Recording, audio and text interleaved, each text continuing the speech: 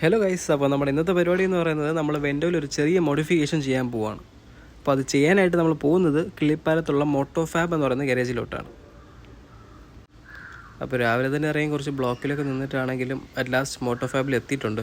അത്യാവശ്യം നല്ല നീറ്റായിട്ടുള്ള മോഡിഫിക്കേഷൻ വർക്കും പെയിൻറ്റിംഗ് ഒക്കെ ചെയ്യുന്നൊരു നല്ല ഗാരേജ് തന്നെയാണിത്. ഞാനെത്തിയ ശേഷം വേറെ ലാഗൊന്നും ഇല്ലായിരുന്നു. വണ്ടി അകത്ത് കയറ്റി ലിഫ്റ്റ് ചെയ്ത് റിയർ കോയിൽസൊക്കെ റിമൂവ് ചെയ്തു.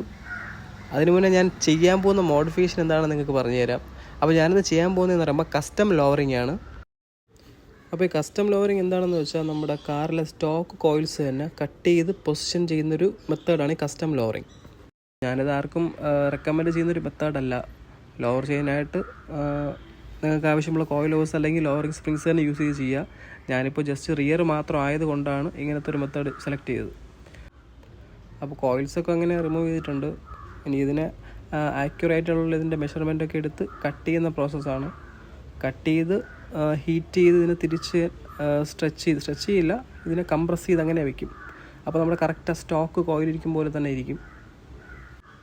ഏകദേശം എല്ലാം കൂടെ ഒരു 45 മിനിറ്റ്സ് തന്നെ കാര്യമൊക്കെ കഴിഞ്ഞിട്ടുണ്ട്. അപ്പോൾ ഇതിൻ്റെ ഫൈനൽ പുറത്തുനിന്നുള്ള ലുക്ക് ഞാൻ ലാസ്റ്റ് കാണിച്ചു തരാം.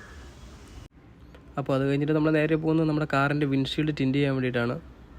അങ്ങനെ ഷോപ്പിലെത്തി, തിരക്കൊന്നും ഇല്ലാത്തതുകൊണ്ട് ചെന്നിടനെ തന്നെ വർക്കും സ്റ്റാർട്ട് ചെയ്തു. അത്യാവശ്യം ഡാർക്കായിട്ടുള്ളൊരു ടിൻറ്റ് തന്നെയാണ് ഫ്രണ്ട്ഷീൽഡിൽ കൊടുത്തിട്ടുള്ളത്. ഏകദേശം ഒരു 20 മിനിറ്റ്സ് കൊണ്ട് തന്നെ അവർ കംപ്ലീറ്റ് ചെയ്ത് തന്നു. ടിൻറ്റ് ചെയ്ത ശേഷം ഞാൻ ഉദ്ദേശിച്ചേക്കാൾ നല്ലൊരു ഫൈനൽ ലുക്ക് തന്നെ കിട്ടി. അപ്പോൾ അതിൻ്റെ വീഡിയോ ഞാൻ ലാസ്റ്റ് ഷെയർ ചെയ്യാം. അത് കഴിഞ്ഞ് വീട്ടിലോട്ട് പോകുന്ന വഴിക്കാണ് പെൻഡാഡൻ കണ്ടത്.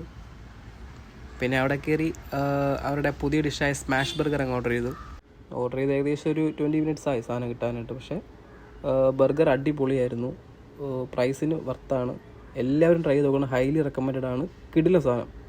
ഞാൻ ഒട്ടും പ്രതീക്ഷിച്ചില്ല ഇത്രയും ടേസ്റ്റ് ഉണ്ടായിരിക്കുന്നു, പക്ഷേ അടിപൊളിയായിരുന്നു സാധനം. അപ്പോൾ അവിടുത്തെ ഫുഡ് അടി കഴിഞ്ഞിട്ട് നേരെ വീട്ടിലോട്ട് പോവുകയാണ്.